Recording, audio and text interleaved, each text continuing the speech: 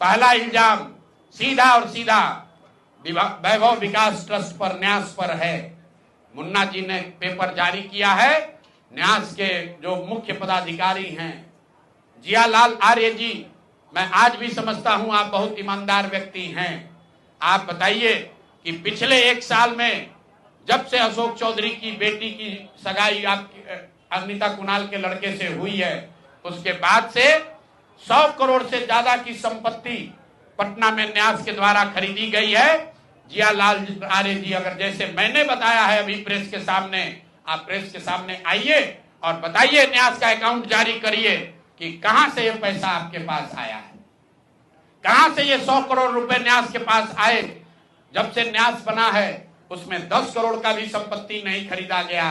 पिछले 1 साल में 100 करोड़ का ज्यादा से ज्यादा का संपत्ति कैसे खरीदा गया है। आप व्यक्तिगत तौर पर ईमानदार हैं तो नीतीश कुमार भी ईमानदार हैं, मनमोहन सिंह भी ईमानदार थे, लेकिन जिस न्यास के आप मुखिया हैं, ये कहने से बात नहीं बनेगी कि हमको जानकारी नहीं है।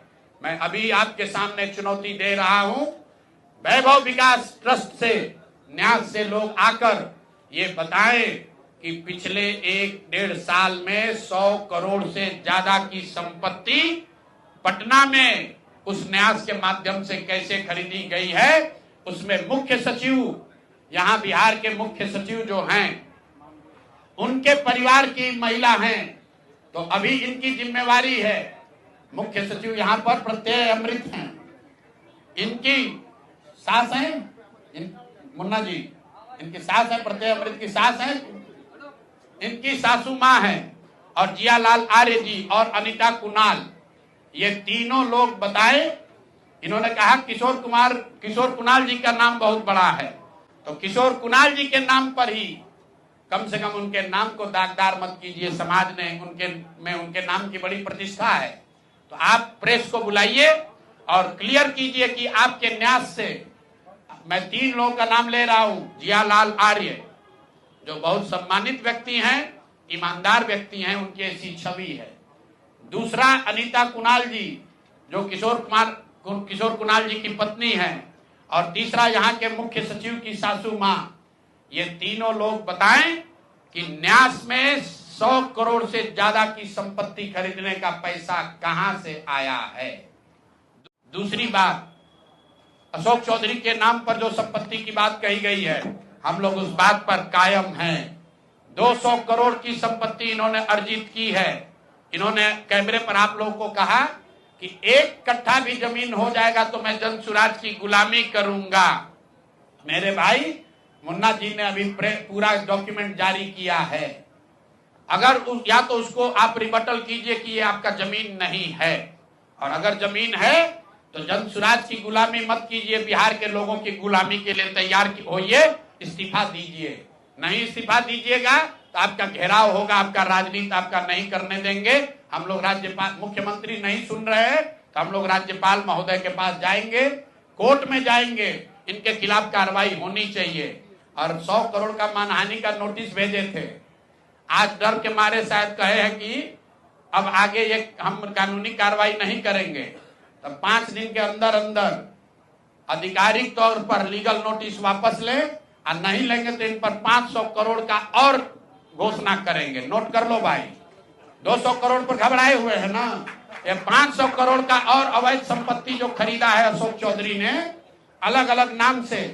7 दिन का समय दे रहे हैं, 7 दिन के अंदर अंदर अगर अब इस बात के लिए माफी नहीं मांगे कि प्रशांत किशोर पर झूठा मानहानि का मुकदमा करने का केस तो नहीं किया है, नोटिस भेजे हैं, तो अगर 7 दिन के अंदर अंदर लीगली कैमरे के सामने आकर ये नोटिस वापस नहीं लिए तो इन पर 500 करोड़ का और जो अवैध संपत्ति ये कब्जा किए हैं, खरीदे हैं, उसकी सारी सूची आपके सामने जारी करेंगे।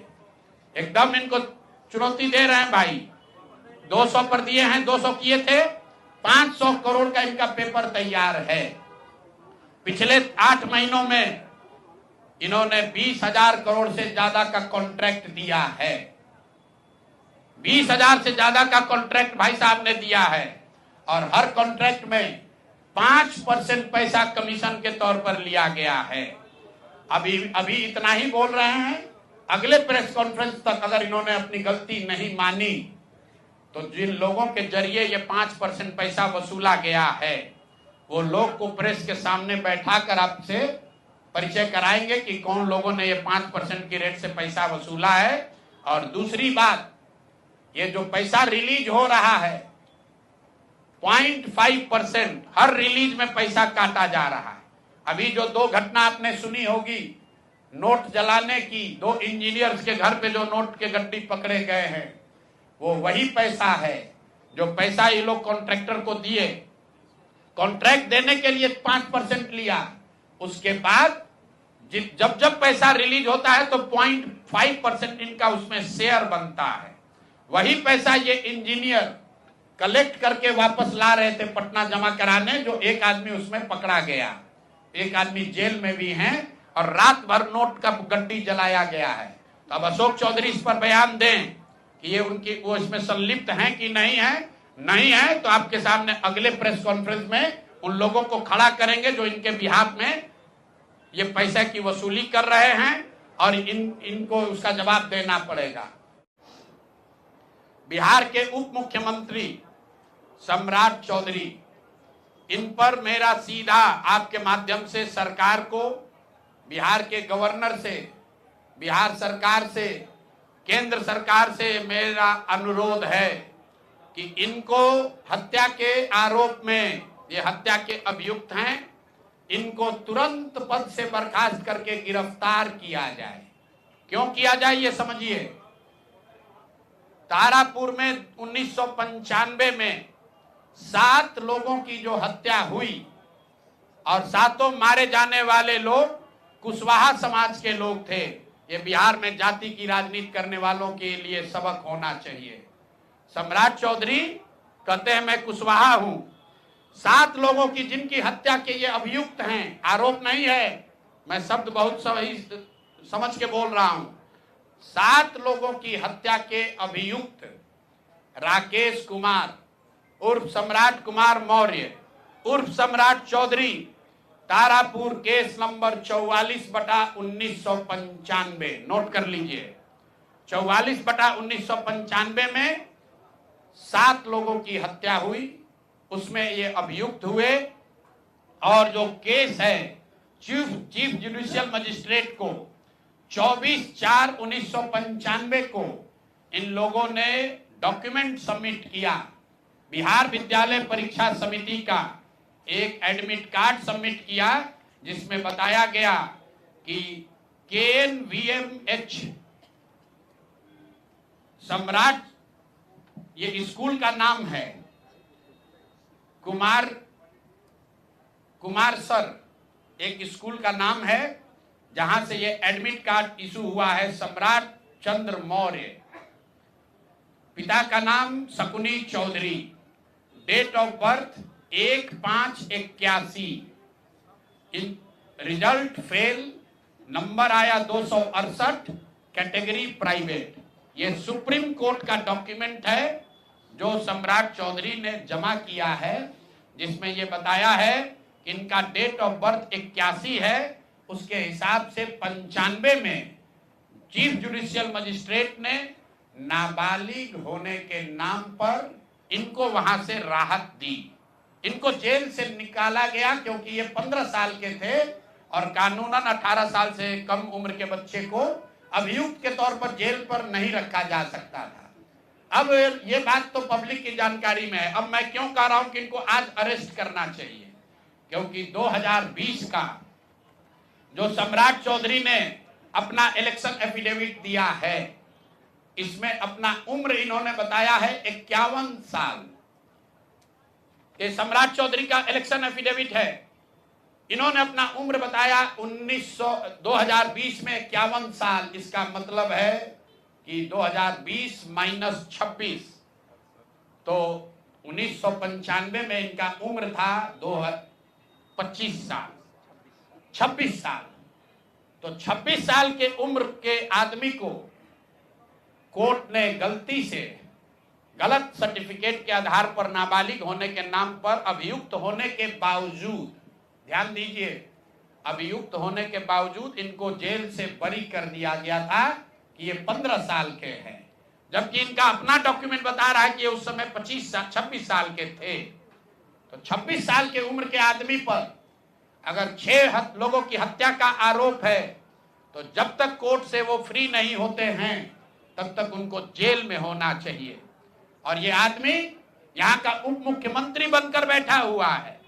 तो मैं यहाँ के मुख्यमंत्री से और बिहार के माननीय राज्यपाल से ये अनुरोध कर रहा हूं कि हत्या का आरोपी, हत्या का अभियुक्त सम्राट चौधरी, राकेश कुमार उर्फ सम्राट चौधरी उर्फ सम्राट कुमार मौर्य आज संवैधानिक पद पर बैठे हुए हैं। ये देश के संविधान का, देश के विधि विधान का इससे बड़ा अपमान नहीं हो सकता है कि जिस व्यक्ति को जेल में होना चाहिए वो आदमी यहाँ का उप मुख्यमंत्री बना हुआ है। तो मुख्यमंत्री नीतीश कुमार सीधे इस पर कार्रवाई करें, नहीं करेंगे तो कल परसों में हम लोग राज्यपाल के पास डेलीगेशन लेकर जाएंगे, सिर्फ बर्खास्तगी के लिए नहीं, सम्राट चौधरी के गिरफ्तारी के लिए।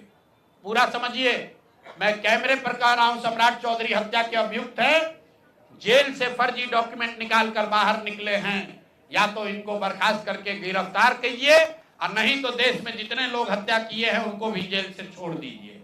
ये हालात है, ये डॉक्यूमेंट है आपके सामने। ये सम्राट चौधरी का इलेक्शन एफिडेविट है जिसमें 2020 में उन्होंने अपने आप को 51 साल का बताया है। उसके मुताबिक 1995 में वो 26 साल के थे और कोर्ट में इस आधार पर इनको बरी किया गया है कि ये 15 साल के बालक हैं। तो ये बता दें कि ये हत्या के आरोपी हैं। इन्होंने जो सर्टिफिकेट दिया है वो ठीक है कि नहीं है। बाकी ये भाई साहब जो घोटाला किए हैं अपने डिग्री उग्री में तो बहुत छोटी बात है। आज की प्रेस कॉन्फ्रेंस सीधी हम लोग मांग कर रहे हैं, सम्राट चौधरी को हत्या के अभियुक्त है, 6 हत्या के अभियुक्त हैं, उनको गिरफ्तार कीजिए और नहीं तो बिहार में जितने लोग पर अभियुक्त जिनको बनाया गया उनको सबको छोड़िए। इस देश में अलग अलग कानून नहीं हो सकता है। और ये गृह मंत्री के साथ घूम रहे हैं। मोदी जी को हम लोग कल पत्र लिखेंगे कि आपके पार्टी का नेता, जितने लोग भाजपा के समर्थक हैं, भाजपा के जितने लोग नेता हैं, कार्यकर्ता हैं, वोटर हैं, आपके जरिए से सबको बता रहा हूं, मेरे भाई एक बार अपने दिल पर हाथ रखकर सोचो, जिस व्यक्ति पर 6 लोगों की हत्या का आरोप है, जो व्यक्ति 6 लोगों की हत्या का अभियुक्त है, उसको तुम अपना नेता बनाकर बिहार का उप मुख्यमंत्री बनाए हो और तुम अपराध की बात करते हो, तुम जंगल राज की बात करते हो। तो सम्राट चौधरी को अभी के अभी पद से इस्तीफा देकर पुलिस को अरेस्ट करना चाहिए और अगर पुलिस अरेस्ट नहीं करती है तो हम लोग कोर्ट में मूव करेंगे, कोर्ट के संज्ञान में बात को लाएंगे कि साहब ये बताइए कि कैसे आपने इनको बेल दिया है, कैसे इनको आप समाज में बाहर रहने की अनुमति दे रहे हैं। और सम्राट चौधरी की अंतिम बात, इनके अपराध की गाथा की, सिर्फ हत्या के अभियुक्त नहीं है। बिहार में पुरानी पत्रकारिता करने वाले लोग, आपने शिल्पी गौतम के रेप और हत्याकांड की कहानी सुनी होगी। आपने सुना होगा कि लालू जी के जंगल राज का जब चरम सीमा था, जितनी यहाँ माताएं बहनें हैं, जो पढ़े लिखे लोग, समझदार लोग हैं, स्वच्छ छवि वाले बिहार में रहने वाले लोग हैं, याद कर लीजिए शिल्पी गौतम रेप और मर्डर केस, जिसमें एक डॉक्टर के लड़के को और शिल्पी गौतम के साथ ऐसा आरोप लगा था कि उनके साथ सामूहिक बलात्कार और उसके बाद उनकी हत्या कर दी गई थी। साधु यादव पर उसका आरोप लगा था, बड़ी हंगामा हुआ, सीबीआई में केस गया। मैं आपके माध्यम से आज पूछ रहा हूं कि क्या अभी के उप मुख्यमंत्री सम्राट चौधरी उर्फ राकेश कुमार उर्फ सम्राट कुमार मौर्य उस केस में संदिग्ध अभियुक्त के तौर पर नामजद थे या नहीं थे, ये प्रेस में वो बता दें, उसके बाद हम उसका डॉक्यूमेंट आपको जारी करेंगे। इनका सीबीआई ने इनको अभियुक्त के तौर पर इनकी जांच की थी कि नहीं, उस मुकदमा में इनको नामजद संदिग्ध बनाया गया था कि नहीं, ये सीधा आपको बता रहे हैं। ये आए और ये पूरा केस तब के भाजपा के नेता सुशील कुमार मोदी जी ने उठाया था। और तब सम्राट चौधरी, बीजेपी के कुछ छुट भैया लोगों ने प्रेस वार्ता की कि प्रशांत किशोर के पास पैसा कहां से आता है, प्रशांत किशोर ने पटना में जमीन खरीदी है, इनके पास सेल कंपनी है। और आप लोग भी ये सवाल कभी कभी पूछते रहे हैं कि जनसुराज के पास पैसा कहां से आता है। तो मैं आज किसी दूसरे पर बात करूं उससे पहले जरूरी हो गया है कि आप ये जानिए कि प्रशांत किशोर के पास पैसा कहां से आता है, उस पैसे को देने वाले लोग कौन हैं, उसका स्रोत क्या है, और उसको खर्च कैसे किया जाता है। क्योंकि सावन के अंधे को सब हरियाली ही दिखती है, बिहार के चोर नेताओं को सब चोर ही दिखता है। तो मैं आज कोई भी खुलासा करने से पहले अपने लिए, अपने जनसुराज में जुड़े हुए साथियों के लिए और बिहार की जनता के लिए ये बात बताना चाहता हूं कि अभी आपको आंकड़े जारी कर रहा हूं, उसको नोट कीजिए ताकि बिहार की एक एक जनता जाने कि जनसुराज का पैसा कहां से आया है, किस माध्यम से आया है और वो कहां खर्च हो रहा है। मैं ऐसा इसलिए कह रहा हूं कि कोई कल उंगली न उठाए कि प्रशांत किशोर भी दूसरे पर इल्जाम लगा रहे हैं, दूसरे लोग भी प्रशांत किशोर पर इल्जाम लगा रहे हैं। तो हमारी ये नैतिक जिम्मेवारी है कि मैं आपको स्पष्टता से वो फिगर बताऊं।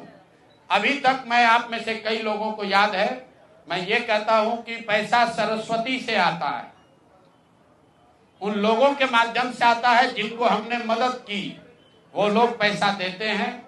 क्योंकि बिहार में नई व्यवस्था बनाने के लिए किसी बालू माफिया, शराब माफिया, भ्रष्ट लोगों की मदद न लेनी पड़े, गरीब से गरीब व्यक्ति को भी अगर बिहार सुधारने के लिए जज्बा है, ताकत है, उसको चुनाव लड़ाया जा सके, इसके लिए जनसुराज के पास साधन होना चाहिए।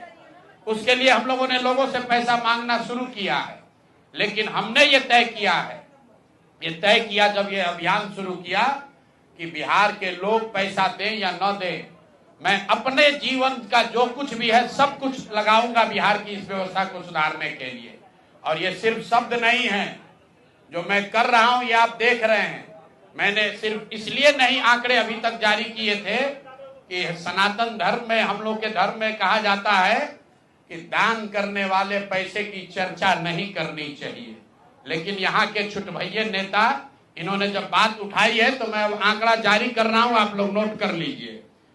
पिछले 3 बरस में प्रशांत किशोर को पैसा कहां से आया है। हमको पैसा 2 जगह से मिलता है। एक, जिसको हम लोग सलाह देते हैं, जिसको आप राजनीतिक कंसल्टिंग कह लीजिए, या जो भी आदमी हमसे सलाह मांगता है। हमने जीवन में कभी किसी से फीस नहीं लिया, लेकिन जब बिहार का अभियान शुरू किए तो ये तय किया कि अब हम फीस लेंगे, क्योंकि हमको समाज के लिए पैसा चाहिए। तो 2021-22 से जिसने भी प्रशांत किशोर से मदद ली है, जिसने भी हमसे सलाह लिया है, वो चाहे कंपनी हो या पॉलिटिकल पार्टी, पहली बार अपने जीवन में मैंने ये भी किया है कि अगर कंपनी को भी, किसी बड़े बिजनेस हाउस को भी मेरे से सलाह चाहिए, उसका मैं फीस लेता हूं। और टोटल जो फीस लिया गया पिछले 3 बरस में मेरे व्यक्तिगत अकाउंट में या मेरे से जुड़े हुए संस्थाओं में 241 करोड़। बिहार के लोग सुन लो, कर तुम चोरी करते हो, प्रशांत किशोर ने 241 करोड़ रुपया फीस के तौर पर मैंने पिछले 3 साल में जमा किया है। इस पर 30 करोड़ 95 लाख 68,764 रुपया जीएसटी पे किया गया है। ध्यान रखिए कि जो पैसा हम लोग सलाह देते हैं, उस पर जो फीस मिलती है, उस पर 18% भारत सरकार को जीएसटी देते हैं। तो 241 करोड़ रुपया हमने फीस के तौर पर लिया 3 बरस में, और उस पर 30 करोड़ 95 लाख रुपया हमने जीएसटी भरा। उसके बाद 20 करोड़ रुपया इनकम टैक्स दिया है, 20 करोड़ रुपया टैक्स दिया है, इनकम टैक्स, और 98 करोड़ 75 लाख रुपया डोनेट किया है जनसुराज पार्टी को अपने व्यक्तिगत अकाउंट से। हमको कहता है पैसा कहां से लाते हैं, हम लोग चोर नहीं हैं। 98 करोड़ रुपया अपना व्यक्तिगत पैसा मैंने जो बच गया खर्च के बाद ये तय किया है कि जीवन में जो भी पैसा कमाएंगे इस 10 साल में ये सब बिहार की व्यवस्था को सुधारने के लिए लगाएंगे। तो 241 करोड़ रुपया में फिर से नोट कर लो भाई, आगे सवाल जो पूछ रहे हैं, 30,95,68,764 रुपया जीएसटी दिया, 198 करोड़ रुपया पार्टी को डोनेट किया, बाकी पैसा खर्च के बाद जो बचा उस पर 20 करोड़ रुपया इनकम टैक्स भरा है। ये प्रशांत किशोर की इंटीग्रिटी है। पैसा किसने दिया? जिसको हमने सलाह दिया है। जिसको सलाह दिया तो स्रोत भी बता रहे हैं पैसा क्यों मिला। जिसको सलाह देते हैं उससे पैसा लेते हैं। गांव गांव में कहा है सैकड़ों करोड़ रुपया लेते हैं, लेकिन चोरी नहीं करते हैं, सरस्वती का खाते हैं। सलाह देते हैं, जो पैसा मिला चेक से मिला उस पर 18% जीएसटी भरा, जो पैसा जन स्वराज की व्यवस्था को चलाने में खर्च हुआ उस खर्च के बाद जो बच गया वो भी 98 करोड़ रुपया पार्टी को डोनेट कर दिया चेक से। 98 करोड़ 75 लाख रुपया इनकम टैक्स भरा, 30 करोड़ रुपया। और आगे से ये जितने आप लोग पत्रकार हैं, मेरा आपसे आग्रह है, हमको नेता मत कहिए। हम मंच पर जो कहते हैं वो करते हैं। हम नेता नहीं हैं, बिहार से पैसा कमाने नहीं आए हैं। अपना खून पसीना का कमाई का पैसा लगा रहे हैं, इसलिए लगा रहे हैं कि बिहार में गरीब से गरीब आदमी भी अगर सुधार के लिए कुछ करना चाहता है तो उसको पैसे के वजह से पीछे न हटना पड़े। और आपके सामने बिहार के लोगों को बता रहे हैं, अगले 10 बरस तक जब तक बिहार की व्यवस्था नहीं सुधरेगी, अपना शरीर बेच के भी पैसा लाना होगा तो भी पैसा लाएंगे, लेकिन बिहार में चोरी की राजनीति को खत्म करके ही दम लेंगे। ये आप ध्यान रखिए। और किसी भी अपने हमारे जो जन स्वराज के साथी हैं उनको डरने की जरूरत नहीं है। 1-1 रुपया प्रशांत किशोर का अकाउंटेड है। केंद्र सरकार को जीएसटी भरा है, इनकम टैक्स भरा है। और जब आप इनकम टैक्स भरते हैं तो ये भी पूछा जाता है कि पैसा आया कहां से है। किसी ने कहा अभी एक प्रेस कॉन्फ्रेंस में, एक मैं खाली आपको उदाहरण देता हूं, नवयुगा कंस्ट्रक्शन के नाम पर किसी ने कहा पैसा दिया है। बिल्कुल दिया है, 11 करोड़ रुपया लिए है। 11 करोड़ रुपया 2 घंटा सलाह के लिए लिए। उनको एक प्रोडक्ट लॉन्च करना है, वो लॉन्च करने के लिए हमसे सलाह चाहिए, तो 11 करोड़ रुपया हमने कहा पार्टी को डोनेट करो, तब 2 घंटा का सलाह देंगे। ये बिहार के लड़के की ताकत है, ये सरस्वती की ताकत है। हम लोग चोरी नहीं करते, नवयुगा से घूस नहीं लेते हैं, अपना जहां मेहनत करते हैं उसका फीस लेते हैं, और जो भी पैसा मिलता है अपना खर्च काट के जो बच जाता है वो पार्टी में डोनेट करते हैं। और हमने अपने साथियों से भी कहा है कि बिहार में जाकर लोगों से पैसा मांगने से पहले आप अपना जितना डोनेट कर सकते हैं वो कीजिए। और मैं लोगों को कहूं, उससे पहले हमने अपने आप पर यह जिम्मेवारी ली है कि जो भी 10 साल में पैसा कमाएंगे ये सारा पैसा बिहार को बनाने सुधारने के लिए डोनेट करेंगे। और ये 98 करोड़ रुपया इस साल में डोनेट किया है मैंने। 98 करोड़ 50 लाख रुपया हमारे अकाउंट से सीधे जन स्वराज को मैंने डोनेट किया है। जिसको देखना है देख लीजिए। और फिर से दावा कर रहे हैं, अगर इसमें कोई कमी गलती एक पैसा का निकल जाए तो केंद्र सरकार जांच करा ले, ईडी सीबीआई इनकम टैक्स लगा ले, 1 पैसे का ऊपर नीचे होगा नहीं। और ये बात अब यहां से खत्म होनी चाहिए। मेरे लिए अपमान की बात है कि आप कहते हैं कि अशोक चौधरी भी चोरी किया है, प्रशांत किशोर भी चोरी किया है। हम इन लोगों के पंक्ति में खड़ा होने वाले लोग नहीं हैं। मरना पसंद है, लेकिन इन चोर नेताओं के साथ बराबरी पर खड़ा नहीं हो सकता।